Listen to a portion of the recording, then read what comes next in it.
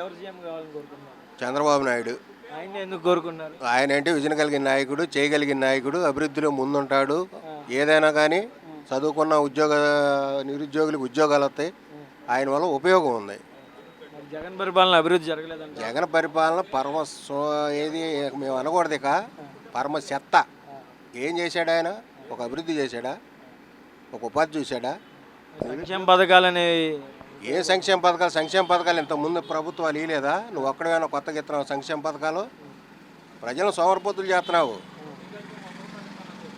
నువ్వు. అదే అభివృద్ధి ఉపాధి చూపిస్తే వాళ్ళు సంపాదించుకుంటారుగా. నువ్వు ఇచ్చేదేమో సంక్షేమ పథకం. ఎవరేమన్నా నీ సంక్షేమ పథకాలు? రాష్ట్రంలో అభివృద్ధి జరగాలంటే ఎవరు రావాలి? చంద్రబాబు నాయుడు రావాలి, పవన్ కళ్యాణ్ వాళ్ళిద్దరు జోడీ రావాలి. అది ఎన్ని సీట్లు వచ్చే అవకాశం ఉంది బాబా? ఎన్ని సీట్లు అనేది అది ప్రజలు తెలుసుకోవాలి. ఎన్ని సీట్లు వస్తాయని ఎట్లా చెప్తాం మనం? మరి ఇక్కడ లోకల్ ఎమ్మెల్యేగా ఎవరు గెలిచే అవకాశం ఉంది? శ్రావణ్ కుమార్.